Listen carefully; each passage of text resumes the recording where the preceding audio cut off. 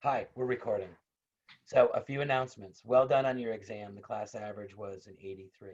Um, First announcement is that there will be no Zoom meeting on Thursday because we're going to start and finish chapter 5. The second announcement is that in your Clinton Online platform, I have put in it's a book. It's a very short book called The Naked Ape, and I'd like you to read chapter 1 titled Origins. It says it's 32 pages, but it's not really because each page is a half text and the margins are very narrow. So at most you'll be reading it would be like 15 pages at most. And it goes easy. It's you'll see, it's simple. It's like enjoyable. Very eye-opening, as I said earlier. Does anyone have any questions before we start chapter 5? No? Okay. So we're going to start chapter 5. I'm going to share my screen. That's this one here. Right there. Is it there? 38 slides. Let me get up here. And we are on to attraction, arousal, and response. Okay. Sexual attraction. It takes two to make a thing go right. All right. Sexual attraction is different from liking. We may be attracted to people who don't even like us. I want you to know the definition of beauty. A collection of attributes that make a person sexually attractive. And these attributes include appearance, voice, odor, personality, behavior, and social circumstances. So status. Corey, you're muted. Where's my commentary? Oh, I'm keeping this one to myself. Keeping this one to Oh, I see. myself because I have lots to say. So we're just Okay. gonna. I got something to say. Okay, go Oh, ahead, Corey. Go ahead. If I think a person's beautiful, like I say, oh, that girl's beautiful, I'm not sexually attracted to her. No. No. But it says, Doesn't mean that they're attracted, like they're sexually attracted. Doesn't mean that you're sexually attracted to them. Like I know that, for example, I'm a heterosexual male. I know that there are some sexy men out there, and I know what makes them sexy too. but I thought it was like your own personal thing. So how do you know like what other people find attractive? Oh, we have cultural universals. What? We have cultural universals. That's what we're gonna go over. Okay. All right. Yeah, you'll see. beauty is not just in the eye of the beholder; it's in the beauty of what the social. I guess so. It's in the beauty based on our species preferences, and we already know a lot of them. Roll your eyes, dirty dog. So we've found a consensus on beauty that includes, for example, symmetry. The more symmetrical a face and body, the sexier, the healthier, and attractive they are. Evolutionary psychologists suggest that this suggests maybe good gene expression. Genes. Evolutionary psychologists looking at genes. How about that, Kaylee? How about that? Not biomedical psychologists. You gave me the point, so you can't say anything. Hey, leave me alone. Masculinity and femininity. Most people find the extreme feminine and the extreme masculine most attractive. What's attractive and masculine? Just think of Disney characters. A wider jaw, a wider mouth, wider nose, wider chin, and fluffy eyebrows. I don't know. For feminine attractive characteristics, fuller lips and larger eyes. I got a question. Yep, I know. I could Just tell. really quick. I don't care. This is funny you say that because can we blame Disney then? No, Disney took hints from us. But like they made our generation think that, right? Because I remember always watching Disney and being like, "Wow," you know? Oh, No, they just knew what the characteristics were and played on them. Yeah, and then they kept it going for generations. They would have stopped maybe and stopped doing all those things. Like when kids are small. No, Yes. it would have happened anyway. That would have I don't happened. know. Anyway. I had a pretty big crush on Gaston, and he was kind That's of. what I'm saying. Like we get infatuated with people like Disney characters and stuff, and that like I don't think it's the whole thing, but it definitely has to play into it or something. Well, yeah, no, they are.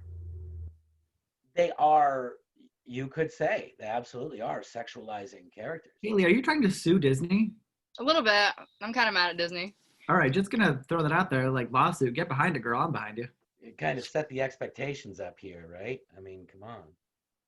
Now All right, everybody that's looks it. I like just a wanted to moron. say that because it's kind of weird how they do that. Like they use the cultural stuff to Well, make it worse. think of how Disney, think of how smart they are. It's so to children, they could have made them appear any number of ways, but who's taking children to movies? So they are making songs, they are making characters. Do you ever notice some of the jokes that they say in Disney films? Those aren't meant for Yep. kids. Those are meant for the adults, because the adults got to watch these things too. It's fun for the whole family. It's a whole family fun Right. thing. Thank you, Alyssa. Can I ask something? No. Well, can we call this sexual physical attraction? Because where's the assets here? Remember when you were talking about the assets? Yeah, you said that females are attracted. Do you remember? Females are attracted to men. You were like, what's this? And we were all like, Yeah, "Man, finally Yes. status." And you were like, status. status. Sorry, not assets. Oh, Status. Sorry, status. Yes. Yes. We're going to get to that But- later. Yeah, but this is not talking about status at all. So I'm asking, No. is this only physical attraction? Yes. Okay. Yeah. And then we're going to find out what the other aspects are. Yeah. So when it comes to body shape, we have universal waist to hip ratio preferences. So the males, heterosexual males, prefer females with a 0.75 waist to hip ratio. What does that mean? It means that the circumference of their circumference, is that when you're going all the way around it? The circumference of their waist is 75% as the circumference of their hips.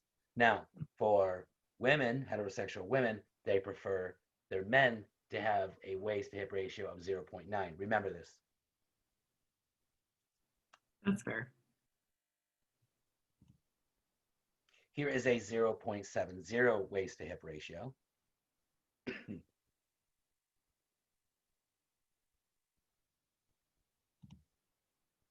Hey, so Whoa. they expect it to be a little bit bigger than that?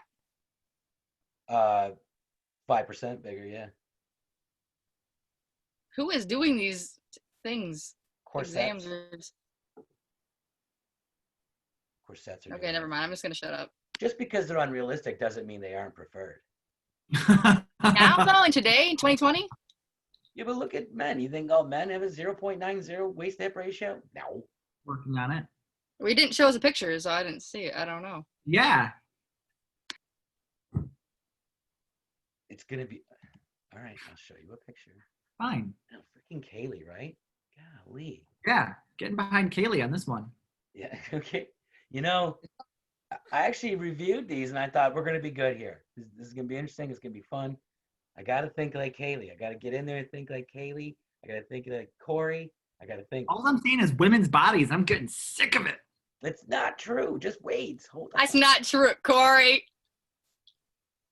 It's coming. It's probably coming. But I'm just saying, like, I'll wait. that waist is really, really small. Oh, Like it for is. today's age, you know. Like I just really feel like it's not like the standard anymore. No, it's not. It's not even the preferred. It's too much, right? Yeah. But you know, coincidentally, isn't what Kim Kardashian.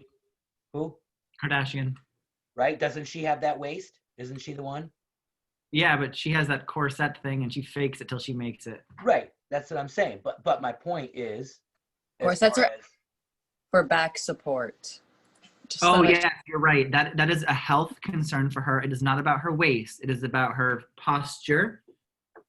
I'm saying I personally wear them because they're excellent for back support. And I'm just saying they have a use besides just the waist thing.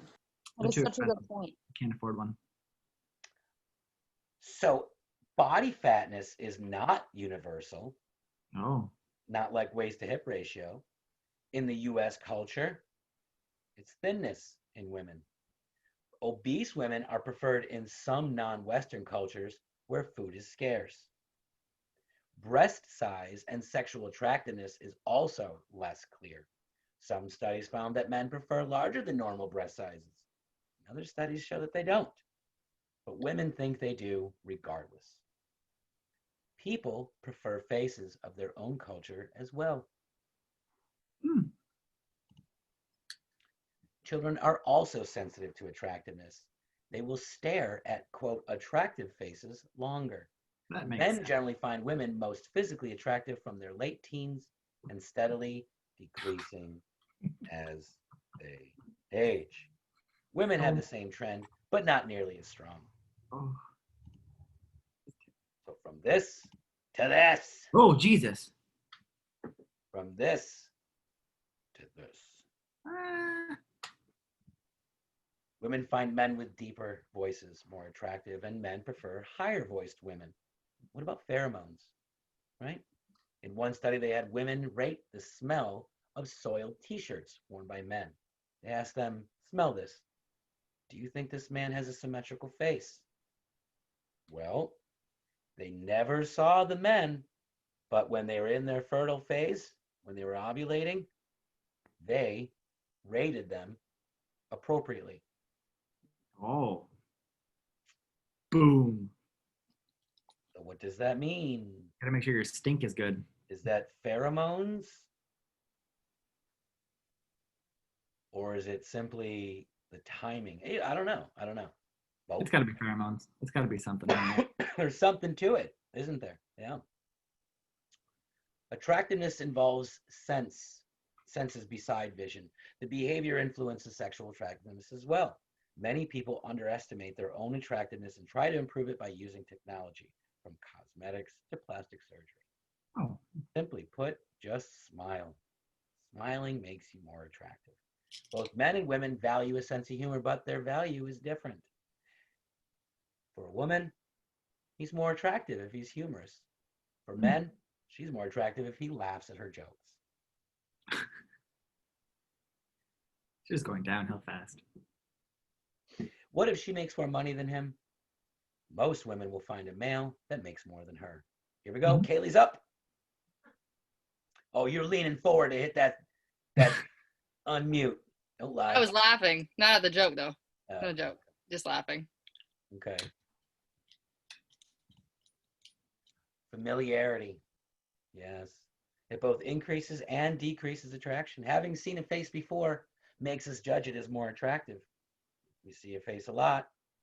We see our face a lot. So researchers in one study took a person's picture and morphed it into the opposite sex. Mm. They found those individuals more attractive than the others. We like ourselves. We like ourselves, right? Because we think we are. Attractive. We think Beautiful. we are Good. Yeah. better, smarter, kinder. Because Yes. I am. Because we all are. I definitely all don't think for it. that. You what? I definitely do not think that. I have like imposter syndrome or whatever it's called.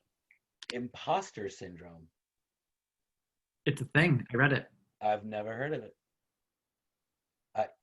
Oh my God, there's something I don't know. Yes, there's a lot of somethings I don't know. What is imposter syndrome? Come on. Anybody? I'll look up the real definition so I don't have to. It's when you don't feel like you belong. Like Yeah, but it's psychological pattern in which an individual doubts their accomplishments or talents and has persistent internalized fear of being exposed as a fraud. I don't think I'm a fraud. I don't value myself more than others. I think I'm always worse than everybody else. Like I'm definitely not. I don't think I'm kinder than anybody else. That just definition was sounds a little like- dramatic. that Yeah, just it's definitely sounds- dramatic. That was a little dramatic. I don't think I'm smarter than anybody, but I definitely think that I'm kinder. I don't at all. Well, maybe not so much anymore. When I hit 30, I really became a big old dirty dog. Just I really can't use your words. I'm over it. I'm much better at cussing. I cannot stop you from that. I'm not giving you permission, but you're an adult. French fries. Okay. So I want you to be familiar with the phrase or the term homophily, where we tend to be attracted to people who resemble ourselves. And this Yep. is a real thing. Look around at people. You'll see that there are facial characteristics where they resemble, especially in the eyes, especially in the eyes. People pair up with people that look like themselves. Why? Because we love ourselves. So when they say like you say you spend so much time with somebody, you start to like kind of look like your spouse, No, but that's you not don't true. change. It's because You just Yeah. pick somebody that looks like you. yeah, all right, that's It fair. can also decrease our attraction, right? Sexual familiarity may also reduce attractiveness. There's something called the Coolidge effect, right? A shortening of the refractory period caused by the presence of a novel partner. What am I talking about? I'm talking about the refractory period between orgasms that a male will experience. So the human sex response, right? Here's the excitement, the plateau, the orgasm, the resolution. There's a refractory period, a time in which a male cannot experience another orgasm unless a novel partner is introduced. That does not mean the same thing as a threesome. Oh, It has to be tag, you're it, and then another person enters. Hmm. Then that the male is like, I can do this. Habituation, the decline by definition psychologically, the decline in response to a stimulus or drug, which is silly because that's a stimulus, after repeated or prolonged exposure. So novelty. Some people do not experience sexual attraction. Asexual individuals are incapable of experiencing sexual attraction. They may still desire psychological intimacy. They may or may not derive pleasure from masturbation. They may be made to feel impaired, but they function normally in society. Asexuals are more likely to be female, short, unhealthy, uneducated, and of low socioeconomic status. how did that study come about? But they can also be male, tall, healthy, educated, and rich. So how did that study come about? Yeah, They conducted surveys. that's So only the females are unhealthy and uneducated, and the males are tall and healthy, or it can be anything. Now they're saying that more than chance would predict. There's an overrepresentation of females. Let me change that. There's an overrepresentation of those who identify as asexual, and of those, they are female, shorter, less healthy, less educated, and poor. Ouch. But we also see that. Ouch. We also see that with lesbianism. The same exact demographics. I mean, I've met men who are asexual, but they weren't. I guess they were tall, healthy, educated, and rich. Maybe just too much stimulation, and they were like, it's whatever. Yeah. We're going to discuss what can contribute to this, but there's a whole. In fact, I wonder if I should. No, I'm going to keep the assignment what it is. Next week, if someone reminds me, I will share an article with you where they conducted this research and the findings about, and what they do is they try to explain why, specifically not asexuals, but why lesbians are overrepresented having these demographics. And it's about gender fluid, sexual orientation fluidity, as well as, or permissiveness, as well as them taking a conscious choice or them making a conscious choice. David J. founded the Asexual Visibility and Education Network. He said that asexuality is not an illness. Sexual arousal has multiple roots, right? It's an acute psychological state of excitement marked by sexual feelings, attractions, and desires. So these are the psychological changes. It's also marked by physiological changes in our genitalia. It can also be spontaneous, triggered by absolutely nothing.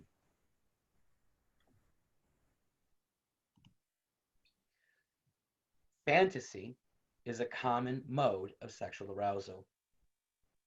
The imagining of a sexual experience during waking hours is a fantasy. These are internal mental processes that promote sexual arousal. The majority of men and women engage in sexual fantasies. They both, one of them, a common one, is mentally undressing. Oh no, I'm sorry. That is actually a male one. This is kind of a joke here. Are you mentally undressing your classmates during a boring lecture? Men will engage in sexual fantasies more often during the day, masturbation, and with their sex partners. Men will, on average, have 7.2 sexual fantasies a day, whereas women will have, on average, 4.5 fantasies per day. And both will decrease in frequency significantly between the ages of 26 and 55. Corey knows. Corey's like, hey, once you hit a certain number, forget about it. Once I hit 30, just All goes to pot. Any questions? Comments? So often students will say, that surprises me that women don't have as many as men.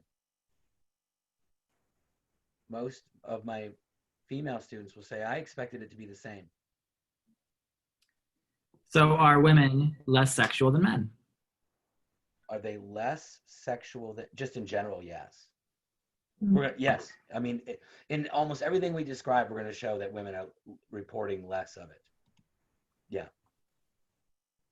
The content of our fantasies varies greatly. One study found that the majority were about behaviors that we actually engage in. Touching, being touched, oral sex, naked caressing, watching a partner undress, seducing a partner, having unusually positioned intercourse, holding hands, and having intercourse in unusual locations.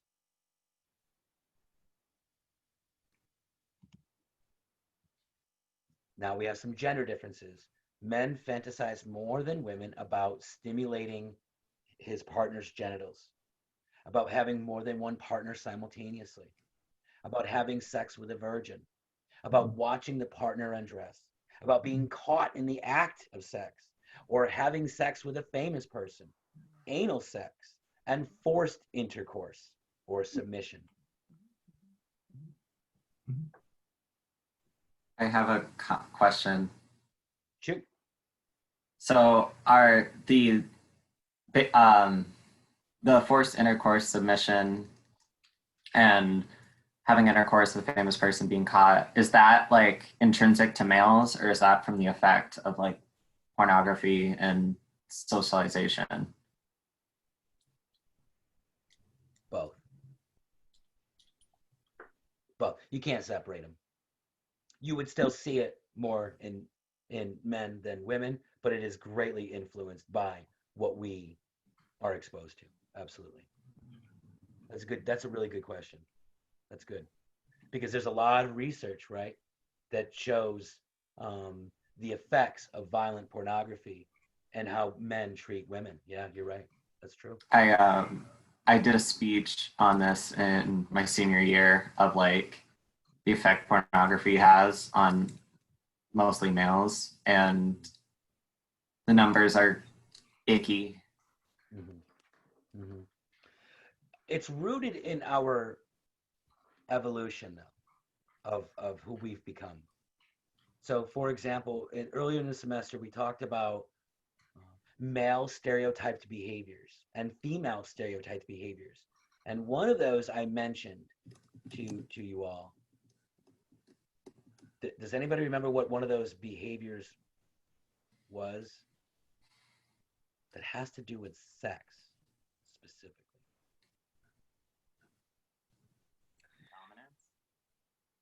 Dominance. What do you mean by that? It's related to that, yes. What does that mean? What do you mean? Like assertiveness, dominance, I don't know, kind of like being the one to initiate and control. Males are not the ones who initiate, they are the ones who follow up and offer and incrementally like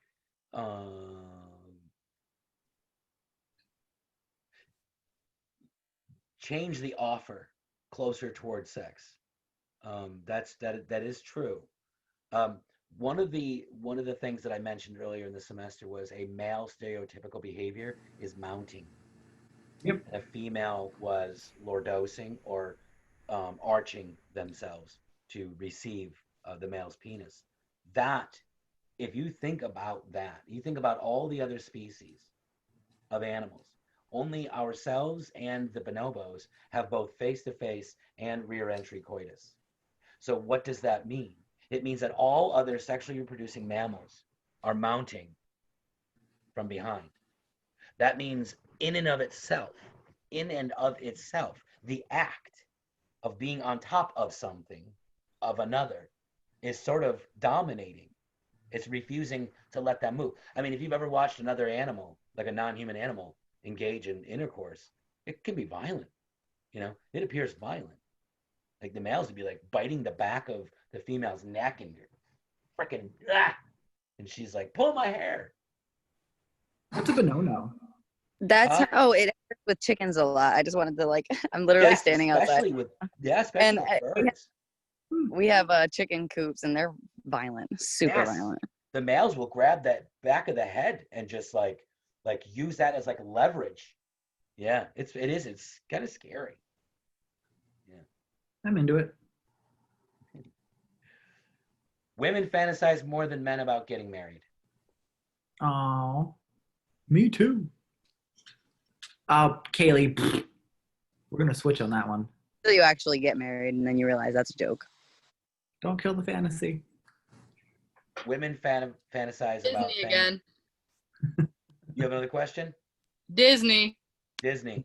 Oh.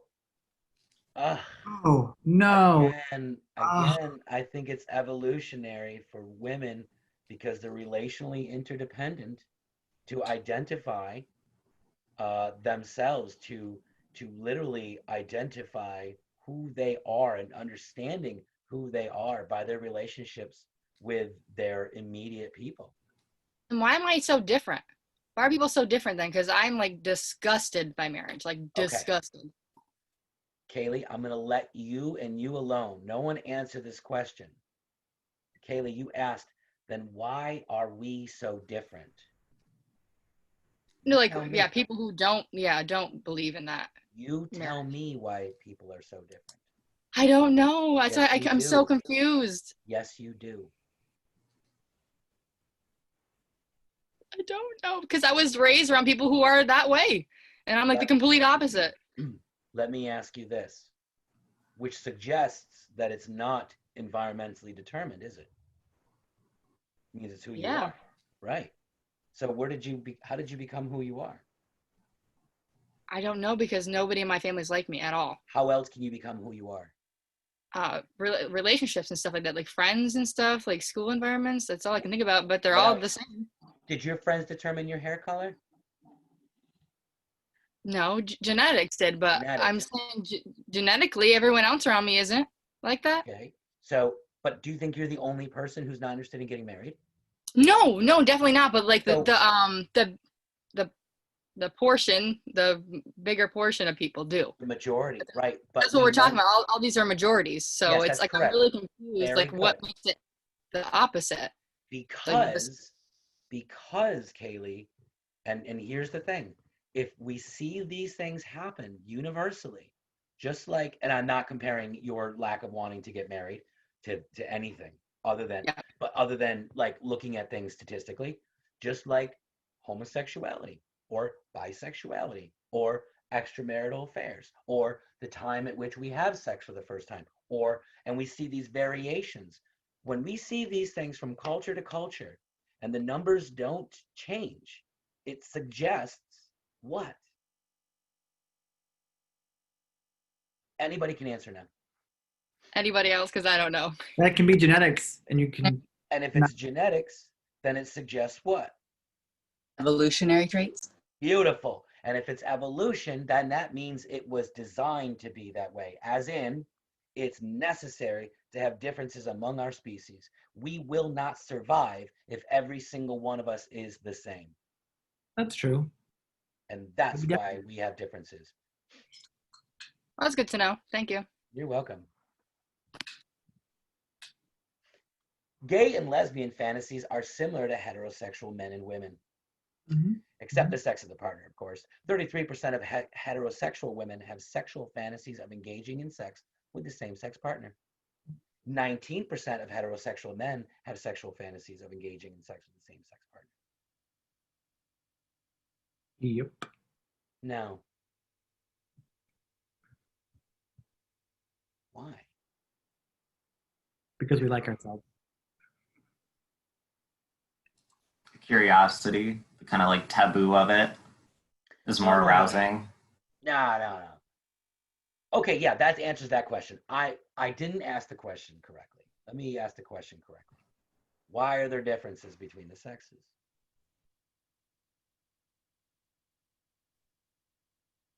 For procreation? That's a good answer. I like that. Why else?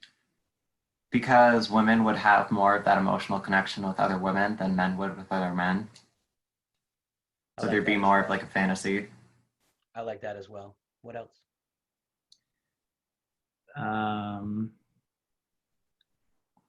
Because opposites attract. Cultural limits. Ooh, I like that one as well. What else?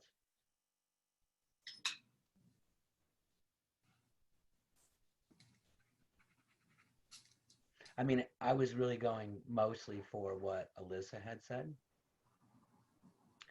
And that is our cultures are far more accepting of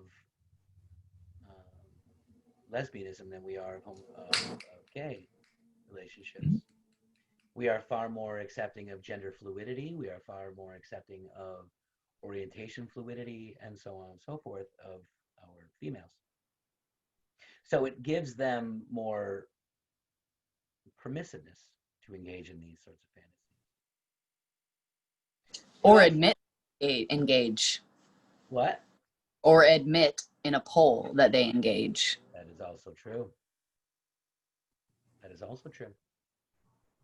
But I really like the answer of procreation. I think that was Corey or Jesse or Kaylee or somebody that ends with E. Okay. Someone said something about procreation. I said procreation. Okay.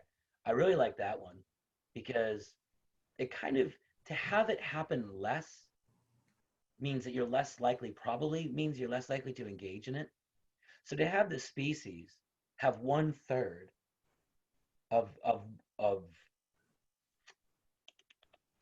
1/3 of the species engage. Let me change this again. To have a species where both the males and the females engage in sexual fantasies with the same sex would lower the rates of reproduction.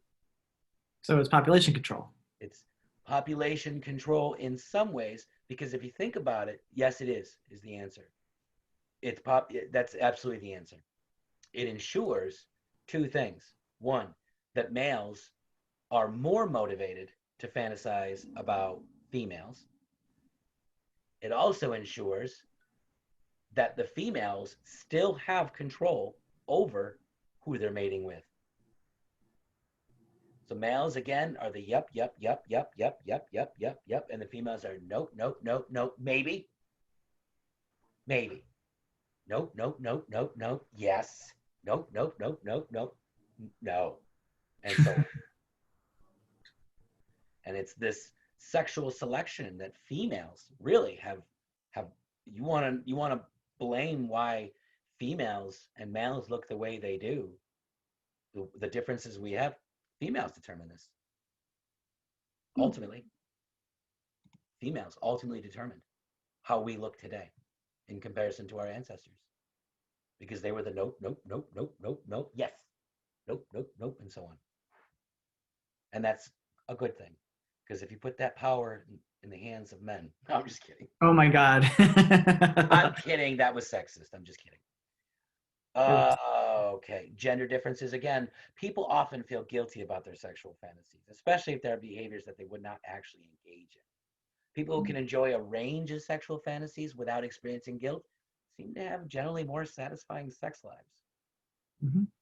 Yeah. And part of this, really, this is one of the great things about this class is it's about education. It's about knowing, hey, that's normal. That's a normal thing to think. That's a normal thing to feel. That's a normal thing to do. Don't feel guilty about it because your dad did it or your mom did it. You know? Yeah, you don't want to think like that. Well, I'd No. probably ruin it for you if anything. Yep, it's gone now. But you gam then. Oh my god, Did that help? done. I have to leave now. Many women have fantasies of being sexually coerced, raped, or forced by a partner. You would think this unhealthy, but one study found that women who did were actually better adjusted sexually than those who did not. They also engaged in more sexual fantasies than other women, and these women did not have a higher incidence of rape or molestation. So in some ways, that freedom to think outside of safety, essentially, gave them more security. This is like when you're driving down the road and you're thinking, what if I just, I don't know, ran into that tree? It's the same idea. So the question is, no, she does not want to be raped. That is silly, right? In these cases, the woman is in charge of the fantasy and can call it off at any moment, which is very, very, very, very quite the opposite. I see you than actually being sexually assaulted. Now, it is time for Kaylee Blaze's feedback. Well, back to the other slide. So is it like intrusive thoughts? Like, do they want to think about it? These Because you said fantasies? like the thing, like when you go off the road, that's intrusive, right? Like out of nowhere, like you think that. Yes, that's correct. So Yes, are I don't these know. women like really wanting to like be like raped in their sexual fantasies? Or are they just like it's just happening? Oh, these are sexual desires in their minds. So it's something like the car thing then, huh? So it's not a What I'm passive saying thought. is, but what I'm saying, it's protective, like the thing in the car. Okay. If that makes sense. No. But okay. Yeah. Well, then forget you. Forget you. Wow. Yeah. Well, you know what? Ask and ye shall receive. Arousal occurs in response to a partner. Being with an actual or potential partner is a potential trigger for sexual arousal for both sexes. Looking at the face is arousing, but for men, looking at the genital area is also. Remember that men are more aroused by watching their partners undress. So even in non-sexual situations, men tend to look at other people's crotches. They did an eye tracking study of both men and women. And what they found is they would have this similar pattern. They'd go up like face, face, and the men would go crotch, face, face, face, crotch. And women did it too, but men did it significantly more. Yeah. What do you suppose they're looking for? The perfect mate. Different traits that would make evolution move on. You know what? Well, it's the female looking to see. You know, like nope, maybe. And then the male is just like, Yeah. does it have a crotch? If it has a crotch, it's okay. Yeah. Yeah. So, I mean, what you're doing is you're getting information from the other individual. You're gathering information. I got a question. Yeah. How can you what are you gathering from? All you're looking at is like pants because you can't see anything. You're looking for Okay. form, and form suggests function. Form. Yeah. So like Notice the waist to hip ratio. Going back to that. Notice okay, that makes more sense. Okay. All right. Hip. Okay, so actually looking at the body, not just the crotch, because you can't see the crotch. You can't even see like. You're scanning the body, but you end at the crotch. Okay. And we're going to discuss that later in the semester about the golden ratio. So we're going to talk about like the way the face is organized as well as the way the body is organized. Okay. Is that baseball player grabbing the crotch of the other baseball player? Yeah. Okay, just checking. Yep. Cup check, I guess. I approve. So we discussed this in social psychology, right, Corey? Is that where it was? Yep. Okay. So the misattribution of arousal, sometimes we are influenced by other forms of arousal and will misattribute Mhm. the cause of why we're aroused. Like maybe it was fear, but now we're coming across something sexy time and we're like, ooh, my heart's racing. It must be because you sexy time. So when you're scared, you're more likely to form a bond with that person, whether it's sexually or emotionally. Yes. Because you're going to attribute that this fear, this autonomic arousal, the heart racing, has something to do with that individual, not with what actually caused it. The slasher thrill. But what if you're actually afraid? Instead of it being like a sexual thing, could it be like just like a bonding thing for survival, or is that the same thing? Like I like you the most. That's the so- same thing. Okay. That's the same thing, but it's how you interpret the individual is going to determine whether or not you are attracted to them or bonded to them. Or Yeah, both. because if Kaylee was going to save my life, I may not want her sexually, but emotionally, that's my boo. Right. You Keep need me to, alive. yeah, hold my hand. Yes, please. Yes. Yes. Perfect. All right, that's cool.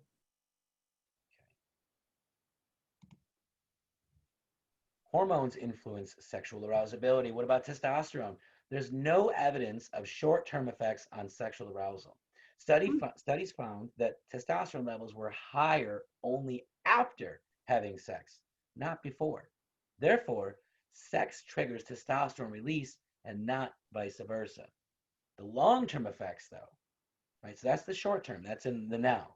The long-term effects, pubescent boys experience more sexual arousal than at any other time, and this correlates with cycling testosterone levels. So testosterone levels do influence sexual arousability in adult men, and we know this from people who are diagnosed with hypogonadism, which is producing insufficient levels of sex hormones. So it's not in the immediate, it's not the proximate, it's the ultimate. It can impact testosterone levels, will and can, I should say, impact libido, drive, motivation, but it's from a kind of chronic state, not a inject someone testosterone and now they're like really, turned on. So is testosterone released after only sexual intercourse or after masturbation as well? Oh, that would have to be after masturbation as well. Okay. Yeah, no. Is it more or less or just the same Oh, I don't know, but it would have to be both. after any sort of release? Yeah. Conditioning may influence arousal. One study found that repeatedly showing male subjects a picture of a moderately attractive woman who was partially nude while watching pornographic material resulted in them finding her more attractive over time. By the way, this picture, I Googled moderately attractive woman. Christina wants to see.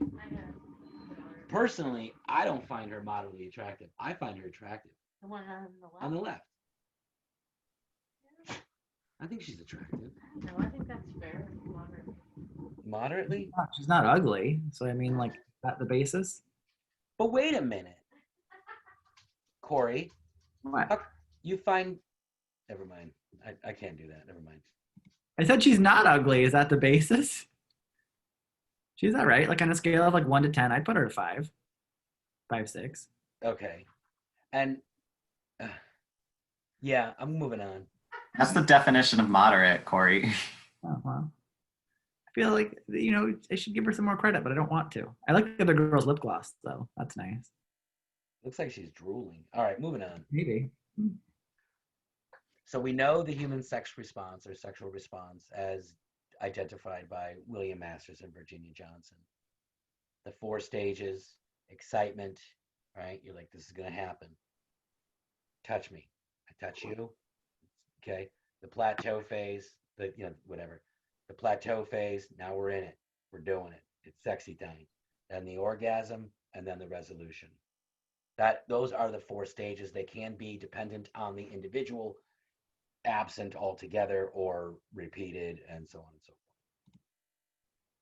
So during this excitement phase, the beginning phase of the human sexual response, for women, it's a swelling and opening of the labia majora, vaginal lubrication, deep coloring of the labia minora and vaginal walls, erection of the clitoris and erection of the nipples, swelling of the breasts, and increased heart rate and increases in blood pressure. Masters and Johnson found that the uterus will swell and elevate with the pelvis. Follow-up research suggests that the rising but not the swelling is not important. For men, there's an erection and a contraction of the cremaster muscle, the rise of the testes.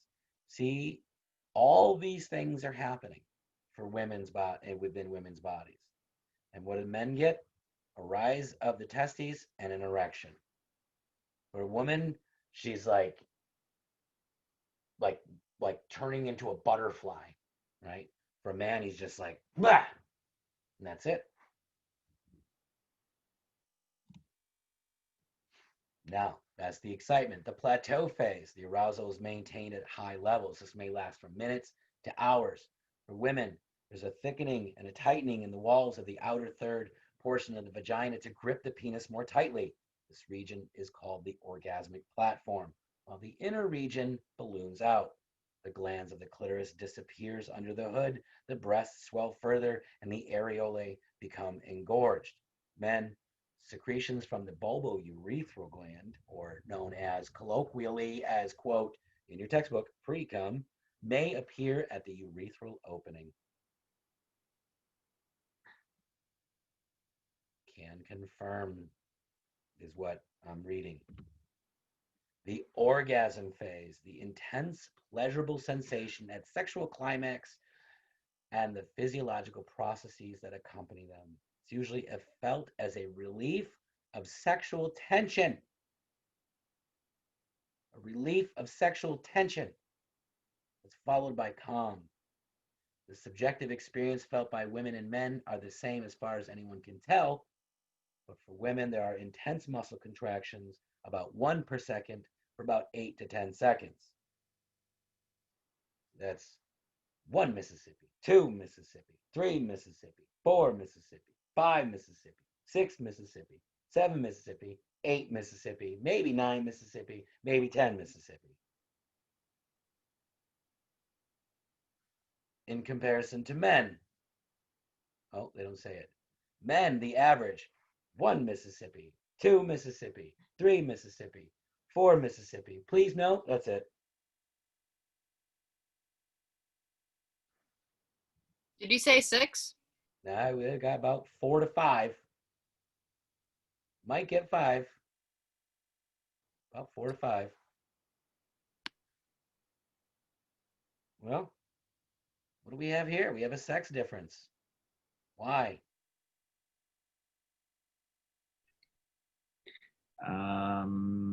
It's more of a risk for females, so that we need to feel more pleasure when it comes to it, so that we want to do it again. Laugh all you want. That's 100% the answer. Being a woman's complicated. Being a woman is complicated. Yeah. Being, Muscle yeah. contraction, psychological problems. There's a lot of emotions, babies. Ugh. Yeah. I mean, men have things too, but being a woman, I think, I know, I'm not going to think it, I'm going to know it. Being a woman, just in general, is more complicated in many ways, just because of societal standards. Mm-hmm. Mm-hmm. I mean, you want to talk about biologically, yeah, there you go. That's true. A lot more going on. But in addition to all of that, having a menstrual cycle, or Mm-hmm. having to get pregnant, not having to, but getting pregnant if they can or want to, or whatever they are, all that. And then you have society telling you, do this, do that, don't do that, don't do this, be quiet, shut up, stop being angry, be nice and smile. Like, it's just So a slight compromise is their sexual orgasm is longer. Seems like that wouldn't really outweigh all the bad stuff. and then in addition, bonus is a bonus. in addition to that, they have a lower sex drive. So even if they do have a better orgasm, they're not driven to even get them. All right, Kaylee. I just want to add in there that a lot of women don't orgasm because either they never have, or their partners don't know what they're doing, Oh, or they absolutely. don't have a strong connection with their partner, etc. Absolutely. Kaylee. Ouch. Okay, am I talking now? Is anyone? Yeah, you're talking now. Go Okay, ahead. I didn't know. I thought Corey was going to say something. I had a question. I was just talking about it yesterday with my family, but I can't believe that you have to be 21 to get your tubes tied. Is it 21 or I thought it 25? I thought had it to was be, 21. had to have like health problems and multiple children. Yeah, Yeah, I you thought, have to have multiple children to get Yeah. your tubes tied. I thought it was 25 and you had to have at least one child. You have to get like your husband. Depends on the doctor. Oh. I have a friend who got her tubes tied. She's never had kids. She just found a certain doctor where she was like, "Yo, listen, like this is the way it is, Yeah. and this is what I'm doing." Basically, So she How was old does she have to probably, be? I don't know the age. She was over 25 though. and she was, I know this story. I know this person. She was walking down the street and she heard someone calling from a dark alley going, "Hey, psst, psst, you want your tubes tied? You want your tubes No, it was tied? an actual doctor. I got a deal for you. Come here, come here, come here." Something like that. I heard the story about it. I heard on NPR, I think, or something. I don't know. Men and women. Yes.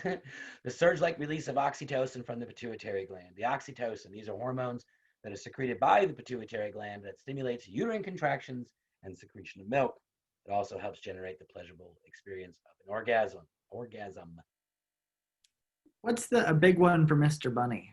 Well, it used to be a link to a YouTube video where a male bunny was experiencing an orgasm. We'll give it a shot and see what happens. I don't know. Oh, you know what? I don't think I can do it from sharing. Well, go on your own and see it. It's just a male bunny humping a female, and when he orgasms, he does this. He goes, it's like like that, and then all of a sudden he goes, and he falls off. Oh yeah, I've seen that before. Those poor bunnies. Bunnies. Is there more than one kind of female orgasm? Maybe. Maybe not. Maybe. Some say that there are. Some say that there are vaginal versus clitoral versus Grafenberg versus anal versus da da da. Ultimately, the question is not how are they deriving it, but is the experience the same? Now the resolution phase. You've had your orgasm. Good for you. Now it's time to ask, where does fudge rounds go? Where those? You got the zebra cakes over on your side? I need. You got any chips? Now you start to look for foods, right? The resolution phase, the physiological arousal starts to subside.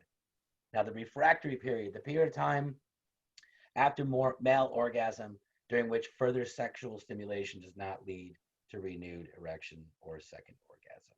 This happens in men only. But as I said, the Coolidge effect, and know that, shortens that refractory period. Here's the refractory period for a male. Here are the three possibilities for a female. You go up and no orgasm. You go up, one orgasm, done. You go up, one orgasm, another orgasm, done. And you can have more than three. I'm just saying, like you can keep going. There's no refractory period per se.